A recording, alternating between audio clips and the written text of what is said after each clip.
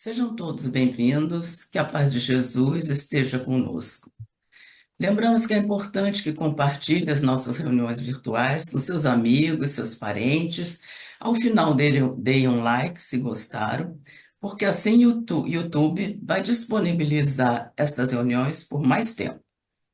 Esclarecemos também que nossos estudos são feitos sobre o Livro dos Espíritos e o Evangelho segundo o Espiritismo, alternadamente. Nesta ocasião, teremos temas especial do mês, parentes.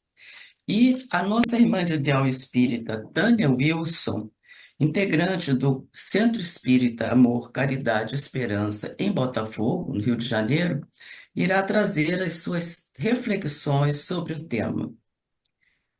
Tânia, suas palavras iniciais. Queridos irmãos e irmãs, é sempre uma alegria renovada estarmos juntos nesse espaço virtual do Lar de Teresa para estudarmos um pouco mais da nossa abençoada doutrina. Sintam-se todos carinhosamente abraçados. Vamos então à leitura da nossa página inicial. A nossa página tem por título Parentes. E vamos encontrar em epígrafes, mas se alguém não tem cuidado dos seus e principalmente dos da sua família, negou a fé e é pior do que o infiel. Paulo, na primeira carta aos Timóteos, capítulo 5, versículo 8. E temos então a explicação de Emmanuel. A casualidade não se encontra nos laços da parentela. Princípios sutis da lei funcionam nas ligações consanguíneas. Impelidos pelas causas do passado a reunir-se no presente, é indispensável pagar com alegria os débitos que nos emanam alguns corações, a fim de que venhamos a solver nossas dívidas para com a humanidade. Inútil é a fuga dos credores que respiram conosco sobre o mesmo teto, porque o tempo nos aguardará implacável, constrangendo-nos à liquidação de todos os compromissos. Temos companheiros de voz adocicada e edificante na propaganda salvacionista que se fazem verdadeiros trovões de intolerância na atmosfera caseira, acumulando energias desequilibradas em torno das próprias tarefas. Sem dúvida, a equipe familiar no mundo nem sempre é um jardim de flores. Por vezes é um espinheiro de preocupações e de angústias, reclamando-nos sacrifício. Contudo, embora necessitemos de firmeza nas atitudes para temperar a afetividade que nos é própria, jamais conseguiremos sanar as feridas do nosso ambiente particular com o chicote da violência ou com o emplasto do desleixo. Consoante a advertência do apóstolo, se nos falha o cuidado com a própria família, negaremos a fé. Os parentes são obras de amor que o Pai compassivo nos deu a realizar. Ajudemo-los através da cooperação e do carinho, atendendo aos desígnios da verdadeira fraternidade. Somente adestrando paciência e compreensão, tolerância e bondade na praia estreita do lar é que nos habilitaremos a servir com vitória no mar alto das grandes experiências. Palavras de Emmanuel, que estão no livro Fonte Viva, Psicografia de Francisco Cândido Xavier. Então, já preparados por essa mensagem, vamos unir os nossos pensamentos, lembrando a doce figura de Jesus para a nossa prece inicial. Querido Mestre, benfeitores amigos que nos acompanham, aqui estamos, Senhor, reunidos em Teu nome para mais esta hora de estudo. Pedimos, Senhor, que possamos ter ajuda dos nossos anjos da guarda para melhor entendermos as lições, sabermos colocar no nosso dia a dia, que assim aos pouquinhos irmos praticando o teu evangelho e nos aproximando desses ensinos que nos deixaste e que hoje em dia nos consolam e nos levam até o caminho que leva a ti. Fica conosco, Senhor, e que seja então em teu nome, em nome desses benfeitores amigos, sobretudo em nome de Deus, que possamos iniciar o estudo dessa hora. Tânia, a palavra é sua, vamos envolvê-la nas nossas melhores vibrações.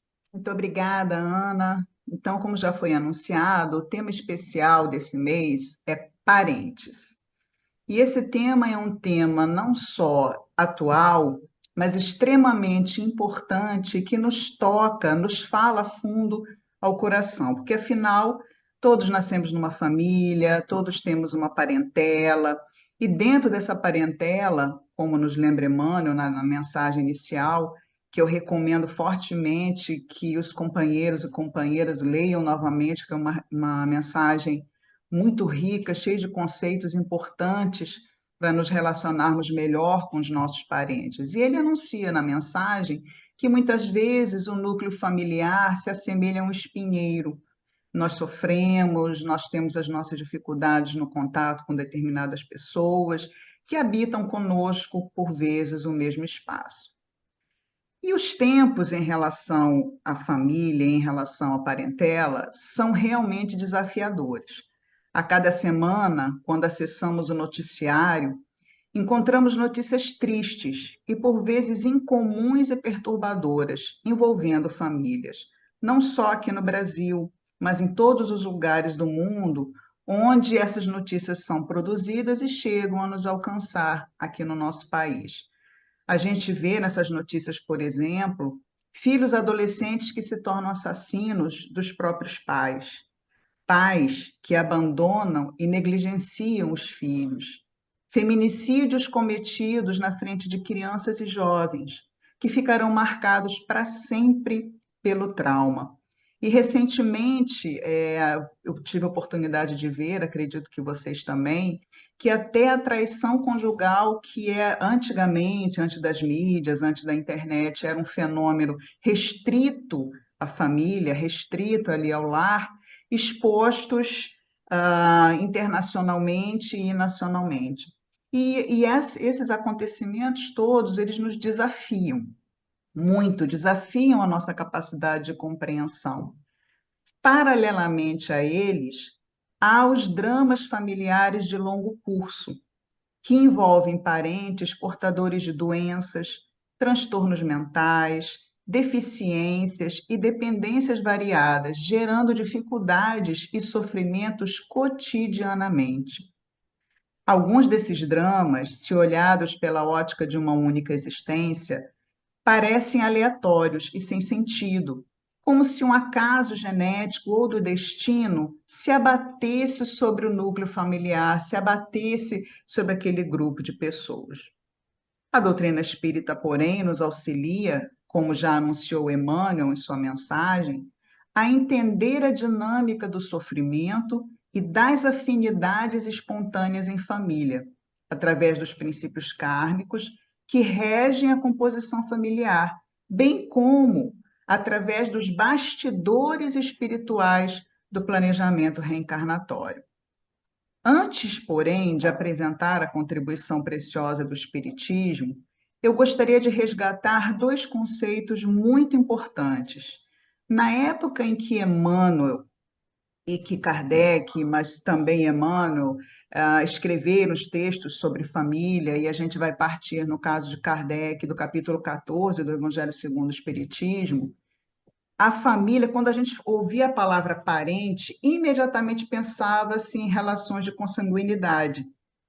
Mas de uns tempos para cá, da década de 70 para cá, e principalmente do século XIX para cá, muitas mudanças aconteceram no Ocidente, em particular, no que a gente entende por parentela e no que a gente entende por família. E é importante fazer essa atualização, porque se a gente reparar na mensagem de Emmanuel, as duas primeiras frases dão muito a entender isso, laços de sangue, consanguinidade. E, no entanto, a concepção de parente e também a de família se expandiu, se alargou, inclusive no plano jurídico, nas últimas décadas. Quando a gente procura pela palavra parente no dicionário, que é o título desse estudo, a definição vai indicar que parente significa qualquer pessoa que tem laços familiares com outra, seja por consanguinidade, como nos fala Emmanuel, mas também por afinidade ou adoção. Ao reler e ao preparar esse resumo para fazer o estudo, para apresentar o estudo, eu me lembrei de uma expressão que eu ouvi com muita frequência quando eu convivi com a família do meu ex-marido, que é do interior de Minas Gerais. Eles usavam me apresentar a algumas pessoas da família e dizer assim: essa aqui é uma tia por consideração. Essa daqui é uma prima por consideração. E eu achava aquela expressão por consideração curiosa, eu nunca havia escutado até então, na época eu era uma jovenzinha, uma adolescente. E aí eles me explicaram isso, não, ela não é nascida na família de ninguém, mas ela veio trazida por alguém, ou então ela começou é, a frequentar a casa, por alguma razão perdeu os parentes próximos, ou é filha de um compadre ou de uma comadre que acabou desencarnando, e por fim, aquela pessoa passou a fazer parte do grupo familiar numa relação de afinidade, não adotada oficialmente, mas por uma relação de afinidade. Então, hoje a gente tem essa situação que na época era uma situação de fato, hoje é uma situação de direito.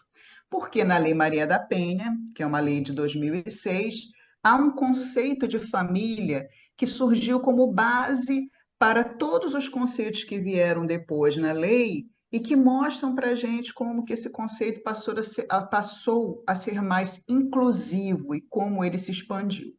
Então, na Lei Maria da Penha, família é compreendida como a comunidade formada por indivíduos que são ou se consideram aparentados, unidos por laços naturais, por afinidade ou por vontade expressa. E em seu parágrafo único, esse artigo diz assim: que as relações pessoais citadas independem de orientação sexual. Então, hoje a gente tem as famílias homoafetivas, a gente tem as famílias heteroafetivas, a gente tem as famílias ampliadas, a gente tem as famílias monoparentais. Então, os modelos de família eles foram se tornando mais complexos ao longo das últimas décadas e a lei passou a refletir toda essa complexidade. Lembrando, como eu já apontei, que essas modificações de entendimento vieram no sentido de tornar esses conceitos e essas ideias mais inclusivos. E o que é curioso, e nessas horas é que a gente de fato vê como que a doutrina espírita é algo que nos orgulha, porque o que no século XIX a gente vê no capítulo 14 do Evangelho segundo o Espiritismo, vai muito ao encontro, está muito de acordo com o que está colocado, por exemplo, na Lei Maria da Penha de 2006 sobre o conceito de família. Então, a gente tem nesse capítulo, a partir do ensino de Kardec e dos espíritos, que as famílias no mundo espiritual, as comunidades familiares no mundo espiritual, têm características diversas das famílias organizadas aqui no mundo material. E qual é a diferença? Os grupos familiares na espiritualidade, quando nós estamos entre as existências, são organizadas justamente com uma ponta a Lei Maria da Penha, de acordo com afinidades ou por vontade. Então, quando a gente desencarna, não obrigatoriamente nós vamos nos reunir com aqueles que foram nossos parentes consanguíneos da última encarnação, não. Nós podemos nos encontrar com espíritos ligados a nós por esses laços de amor, de fraternidade, de mútua compreensão, e que muitas vezes nós nem lembrávamos em função da nossa última existência. Então, lá do outro lado, as famílias se organizam a partir de afinidades e de vontade. Cumpre lembrar aqui que quando a gente fala em afinidades, a gente está falando em traços de afinidade. Então, a gente tem espíritos imperfeitos que se comprazem no mal, vão se organizar em grupos familiares, vão se organizar em comunidades de pessoas. Espíritos que já desenvolveram em si mesmo a compreensão da lei divina, que são espíritos que procuram praticar o bem, que se afinizam com a lei maior, por sua vez, vão organizar famílias e grupos com essas características. Então, a família espiritual ela é regida por laços de afinidade, de sintonia ou de vontade.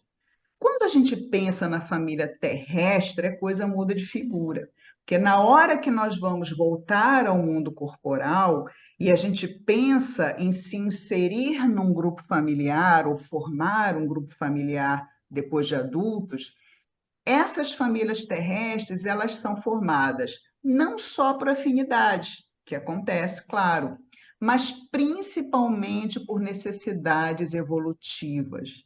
E ao olhar para essas necessidades evolutivas, nós vemos que a função da família terrena nesse aspecto que nós vimos, com essa definição de um grupo que vai se formando ali, que está ligado, a função da família terrena é educativa, mas também regeneradora. E Emmanuel, ele vai citando na mensagem inicial dele vários contextos de relacionamentos dentro de uma família difíceis, com pessoas complicadas, com pessoas com problemas sérios de relacionamento.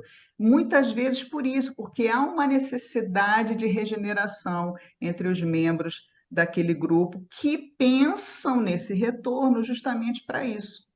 Então, a família terrena, nessa função, ela procura promover oportunidades de crescimento, resgate e reparação e harmonização para os que nela se reúnem. Então, vejam o trechinho que eu trago aqui do Evangelho segundo o Espiritismo, no item 8, em que os espíritos dizem assim: os que encarnam numa família, sobretudo como parentes próximos, são, a mais das vezes, espíritos simpáticos, ligados por anteriores relações. Também pode acontecer, sejam completamente estranhos uns aos outros esses espíritos, afastados entre si por antipatias igualmente anteriores, que se traduzem na Terra por um mútuo antagonismo, que aí lhes serve de provação. Então, esse trechinho aqui do capítulo 14 desenvolve e confirma essa ideia que está sendo apresentada, que a gente pode encontrar na nossa família terrena espíritos que se afinizam conosco e nós podemos nos sentir totalmente estranhos. E procurem lembrar, isso aconteceu comigo mais de uma vez.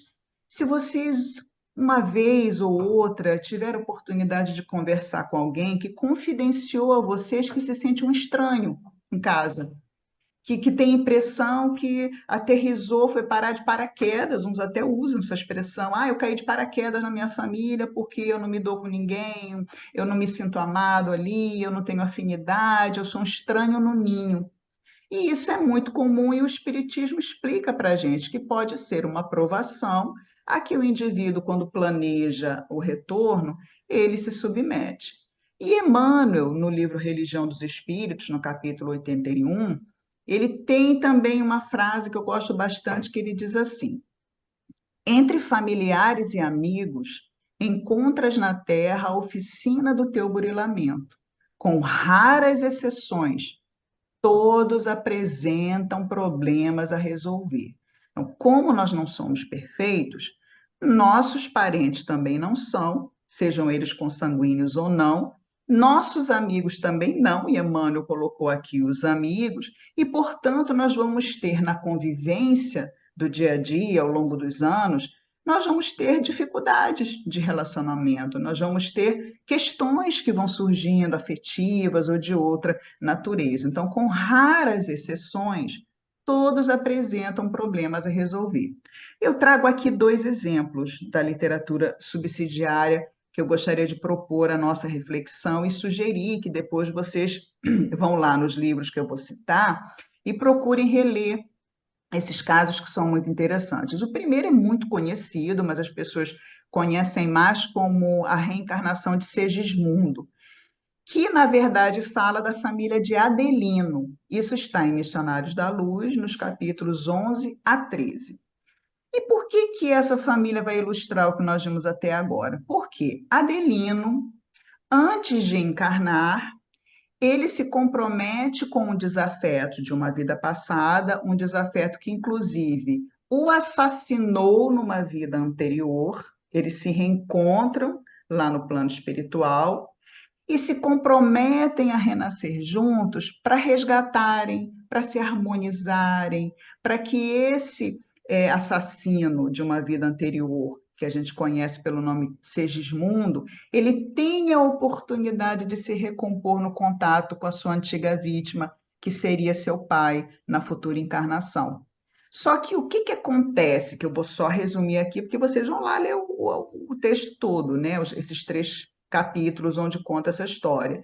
Quando Segismundo se aproxima do lar para renascer, e a família já tem um filhinho mais velho, um menininho de seus 3, 4 anos, quando ele se aproxima para renascer, Adelino instintivamente, sentindo a presença daquele que fora seu agressor, ele começa a ter pesadelos, ele começa a querer fugir daquela presença e ele acaba dificultando o nascimento, o renascimento de Segismundo. Então, a equipe espiritual entra, Alexandre, André Luiz e outros companheiros espirituais, para dar uma assistência àquela família.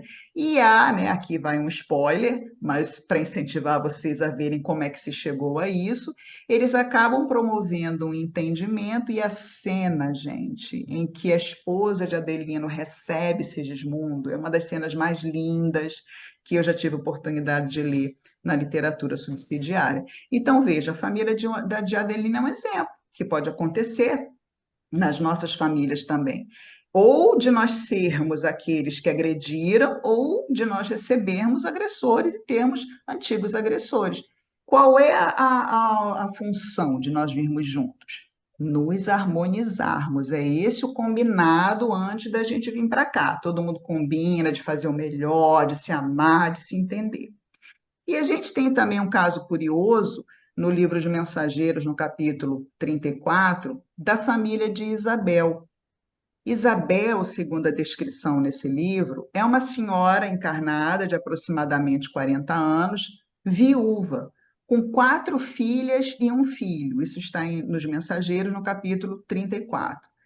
Entre a mãe e as filhas, havia uma comunhão de ideias e vibrações, enquanto que o filho permanecia fechado num círculo de sombras, e de quando em quando ele sorria irônico durante o evangelho no lar. Então, a equipe espiritual do livro de Mensageiros chega nessa casa desses espíritos, dessa comunidade familiar encarnada, no momento em que eles estão fazendo o evangelho no lar. Então, tá a mãe, as 4 filhas e o rapazote dos seus 12 anos de idade. E os espíritos amigos daquele lar, e André Luiz descreve isso, imediatamente observam que entre as mulheres, aquela mulher e as suas filhas, há uma afinidade que, inclusive, se observa fluidicamente, enquanto que aquele menino permanece isolado num círculo de sombras. E aí, o que foi dito de explicação? Que esse rapaz era um espírito necessitado, necessitado de um lar e de uma condução firme e de ter contato com as ideias religiosas também que formassem a base do caráter dele para que ele tivesse sucesso em sua encarnação, e Isabel se prontificou a recebê-lo como mãe, mas ele destoava espiritualmente das filhas. Isso, claro, não fazia com que Isabel deixasse de amá-lo. O que é descrito nesse capítulo é que ele era tratado pela mãe com muito afeto, mas também com muita firmeza. Então, o capítulo contém outros detalhes que são muito curiosos, muito interessantes. Eu espero que vocês também façam a leitura ou a releitura dele.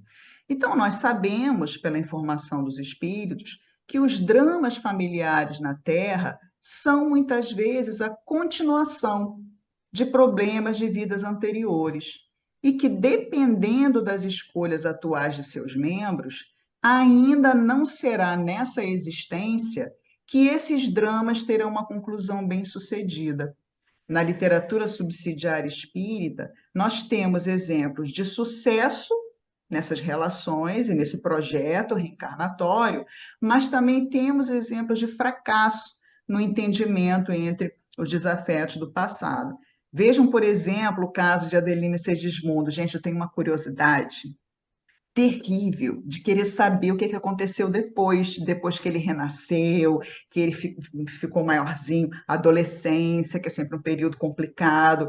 Então eu tenho uma curiosidade, será que eles conseguiram de fato se harmonizar? Ou será que Adelino, por uma lembrança inconsciente, acabou tratando o espírito de Segismundo reencarnado de alguma forma não tanto positiva? Nós não sabemos a continuação da história, porque o que nos foi apresentado foi apenas esse processo de reencarnação. Mas a gente espera que tenha sido uma vida de entendimento e uma vida de superação para ambos espíritos. Cabe agora nós refletirmos um pouquinho, né, já que a gente está falando sobre desafetos reencarnados juntos, sobre dificuldades de convivência, sobre diferenças de evolução. Cabe agora refletirmos um pouco sobre as implicações de ascendentes kármicos na convivência familiar. Há uma certa falta de entendimento ou até de equívoco quanto a questões de limites no relacionamento com parentes difíceis. Então vamos raciocinar. Vejam os casos que eu citei aqui. Ninguém vem, queridos irmãos e irmãs, ninguém vem para fazer o mal. Ninguém vem. O mal não é uma fatalidade. O mal é sempre uma escolha. Então, quando a gente vai encarnar, a gente promete, a gente faz esse projeto de voltar para cá, sempre na ideia de fazer o melhor para se harmonizar com o outro. Então, ninguém vem para fazer o mal, especialmente no lar. Por isso, não se permita ser humilhado, explorado, maltratado ou manipulado sob a alegação interna ou externa de karma. Não se coloque na posição de vítima passiva, nem se submeta a tratamento indigno em nome de qualquer questão de vidas pregressas. A lei de Deus, ela não autoriza que ninguém faça o mal a outrem sob a justificativa de que esse outrem possivelmente lhe deve alguma coisa de vidas passadas. A lei de Deus não prevê isso. O que a lei de Deus prevê é que sim, nós temos direito à nossa autopreservação, nós temos direito à nossa autodefesa. Além disso, cumpre lembrar aqui que reagindo e lutando por nossos direitos e nossa integridade física e psicológica, evitamos que o agressor se comprometa mais diante da lei. Isso é importante colocar aqui, porque eu acredito que não aconteça mais. Mas quando havia no passado um entendimento mais restrito de família, quando o papel da mulher no lar era um papel mais de sujeição, de submissão, era comum que a mulher fosse, por exemplo, agredida, e quando ela procurava orientação, o que era dito para ela é que ela tinha que ficar ali porque era karma do passado.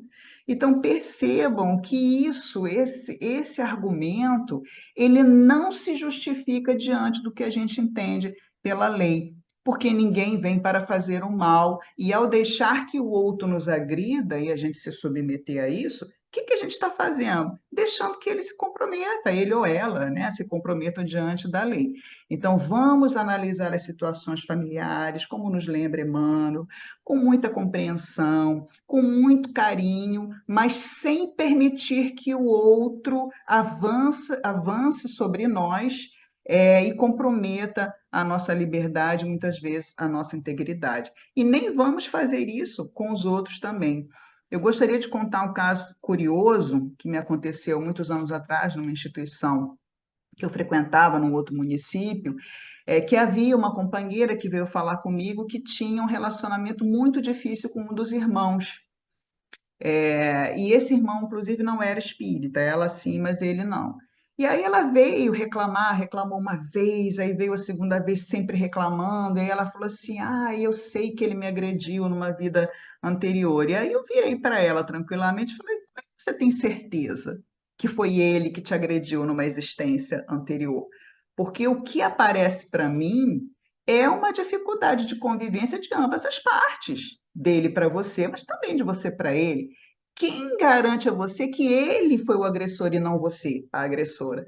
E até hoje eu me lembro a cara de espanto que ela fez, porque ela não havia pensado nisso. E por que que ela não havia pensado nisso? Porque nós temos a defesa do ego. A gente sempre vai achar que é a vítima e o outro que é o agressor, mas não, pode ser o contrário.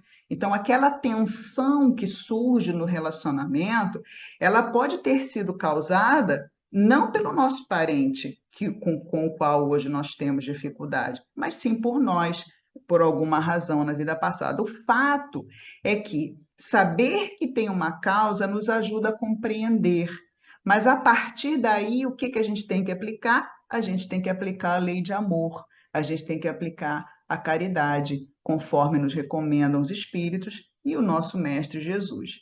Além de fazer essa observação, desfazendo esse equívoco, que eu considero um equívoco, é muito comum, talvez ainda, em algumas pessoas ou em algumas orientações dentro de determinadas instituições, eu gostaria de dizer uma palavra aos que lidam com quadros de sofrimento em família de longo curso, que muitas vezes já fizeram todo o possível pelos parentes, já fizeram o que era necessário para tentar resolver dores, resolver doenças e dificuldades.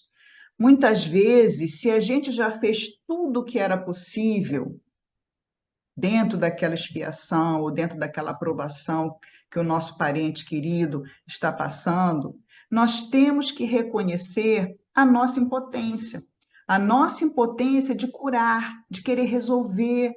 Porque vejam, principalmente quando a gente está olhando para parentes adultos, principalmente quando a gente está olhando para doenças degenerativas, nós não temos esse poder. Nós temos limite naquilo que a gente pode fazer.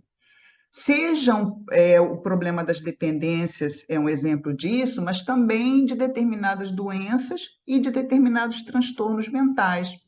Reconhecer a nossa impotência, o nosso limite, não significa, porém, abandonar o ente querido à própria sorte. Claro que não. E sim permanecer na presença e no cuidado. Então, onde nós não podemos curar, nós vamos cuidar.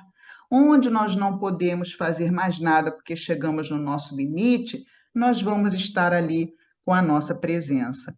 E aqui eu trago uma, um, um trechinho de um livro, de um depoimento de um psiquiatra budista chamado Christophe André, que ao realizar um colóquio sobre sofrimento no mosteiro budista, ilustra bem esse caso. Diz Christophe André que devia haver umas 150 pessoas na sala.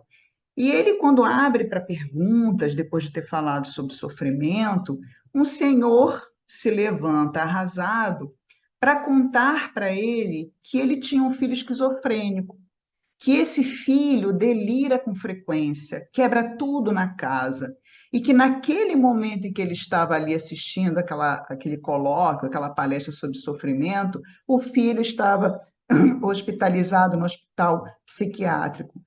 Esse pai não sabe o que fazer e ele pede conselhos, ele pergunta a Christopher André o que que eu faço para ajudar meu filho. Gente, vocês que nos assistem, talvez alguém esteja passando por algo semelhante. Eu costumo dar o exemplo, quando a gente fala em sofrimento de longo curso, eu costumo dar o exemplo, o exemplo da minha família. Nós sofremos com mamãe, né? Mamãe teve o Alzheimer, com 60 anos ela teve um diagnóstico de Alzheimer. E ela passou 22 anos com a doença, passando por todas as fases. Nós acompanhamos o declínio físico, psicológico, mental da nossa mãe. E muitas vezes, durante esses 22 anos, eu me vi como esse pai. Eu olhava para aquele sofrimento e eu pedia ajuda para a espiritualidade, para os médicos, e deve haver alguma coisa que a gente não pode fazer, deve haver algo que exista que a gente possa retardar. Então, vocês imaginem esse médico psiquiatra que não atendia aquele jovem, não conhecia aquela família, aquele pai, mas via aquela dor, via aquele sofrimento. E eu me identifiquei com essa história porque eu lembrei do nosso sofrimento diante de mamãe. Então ele pensa o que que ele pode fazer em pouco tempo, porque era uma pergunta num colóquio num outro país, ele ia, depois de uns dias, ele ia embora para o país dele, França, se não me engano, e ele então não sabe o que fazer diante. Aí ele tem uma ideia, né, diante daquele caso complexo, o que ele poderia dizer aquele pai em sofrimento em poucas palavras, em pouco tempo. E ele diz exatamente isso. Vejam bem o que ele fala. Você se sente impotente para ajudá-lo. Faz anos que não consegue. Então aceite essa impotência sem renunciar a estar ao lado dele, mostrando que o ama, mesmo que não possa ajudá-lo, e aceitando-o do fundo do coração. Ao final do dia, aquele homem foi falar com ele e foi agradecer essa orientação que ele havia recebido, porque pode acontecer da gente ficar como nós ficávamos, angustiados. E quando, na verdade, o que a gente tem que fazer, principalmente nós que somos espíritas, que a gente sabe que há os ascendentes kármicos de doenças graves, seja ela qual for a doença. Então, o que que nos cabe? Reconhecer que, materialmente falando, muitas vezes a gente, de fato, tem que aceitar aquela situação, tem que se resignar diante daquela provação, diante daquela expiação. Mas além do cuidado e da presença, nós que somos espíritas, sabemos do poder da oração, cujos efeitos e desdobramentos acontecem fora da nossa visão material. Orar com fervor e constância mobiliza energias pacificadoras, fortalecedoras, em benefício da pessoa por quem pedimos e em nosso benefício também. Afinal, os cuidadores também merecem cuidado e atenção. Há uma frase, inclusive, no meio da saúde mental e da saúde física, que é assim: quem cuida do cuidador? Nós também, quando estamos na posição de cuidadores, nós temos que ter o nosso autocuidado, nós temos que olhar para nós. Então, a prática da oração, além de nos fortalecer e de mobilizar essas energias, ela também atrai para o nosso lar, para junto de nós, os bons espíritos, que, em nome do amor, vêm nos dar o auxílio possível. Então, eu vivi, assim como eu sei que muitas pessoas vivem hoje problemas semelhantes, e a gente tem exemplos na literatura espírita, e aqui eu me recordo, quando a gente tem o livro Entre a Terra e o Céu, o caso da oração, um dos primeiros capítulos desse livro, que é uma jovem adolescentezinha que faz uma oração porque a madrasta está com um quadro de depressão muito grave. Então, essa adolescentezinha, ela faz uma oração para a mãe que havia desencarnado. E essa oração alcança nosso lar e alcança a espiritualidade em nosso lar, e toda uma equipe se mobiliza para ir àquele lar e atender a necessidade daquele núcleo familiar. Então, percebam que muitas vezes a gente é impotente no plano material, mas do ponto de vista espiritual, nós temos um outro tipo de potência, que é essa potência da oração e que é essa potência da assistência que os espíritos amigos vêm fazer, vêm realizar em nosso favor quando nós os convocamos através da oração. E por fim, eu gostaria de deixar uma frase, um comentário, aliás, de Emmanuel, que está no livro Fonte Viva, no capítulo 19, em que Emmanuel comenta aquela frase de Jesus para Pedro, em que Jesus fala assim para Pedro: apacenta as minhas ovelhas. Isso está em João, no capítulo 21, no versículo 17. Apacenta as minhas ovelhas. E Emmanuel diz: isso equivale a dizer, irmão, sustenta os companheiros mais necessitados que tu mesmo.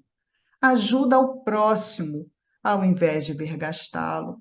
Então, lembremos que muitas vezes essa nossa potência ela vai acontecer não só na nossa presença, ela vai acontecer não só no nosso afeto, mas muitas vezes essa potência ela vai acontecer no silêncio, que a gente não vergaste com as nossas palavras os nossos parentes difíceis, que a gente não vergaste aquela pessoa que está passando por aquele momento, seja de transtorno, seja de problema, seja de dependência, com palavras duras, com palavras cruéis. E é por isso que eu vou repetir a frase, que eu acho muito importante que ela fique na nossa mente por um pouquinho mais de tempo.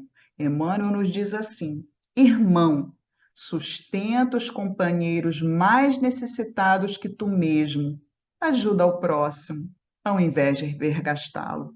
Que o Senhor nos abençoe. Agradecemos a você, Tânia, pela gentileza de atender ao nosso convite e pela essa explanação tão importante, tão clara, que com certeza vai ajudar a muitos de nós no convívio com a família, geralmente um pouco difícil.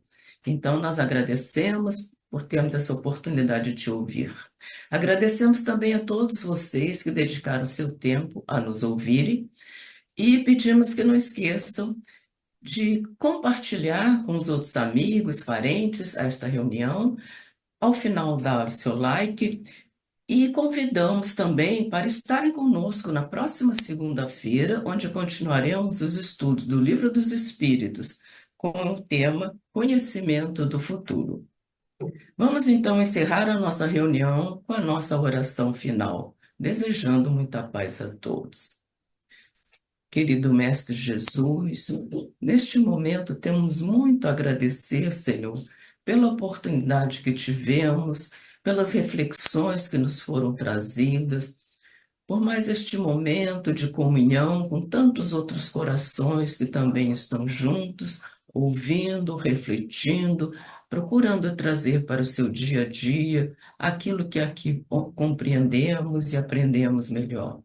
Abençoa, sim, Senhor, a todos nós, a toda a nossa humanidade, a todas as famílias, todos os parentes nossos, sempre que possamos estarmos sempre presentes e ajudando, com muito amor, com muita paciência. E assim, Senhor, fica conosco, e que seja em teu nome, em nome dos benfeitores amigos, e sobretudo em nome de Deus, que possamos encerrar a reunião desta hora. Muita paz a todos.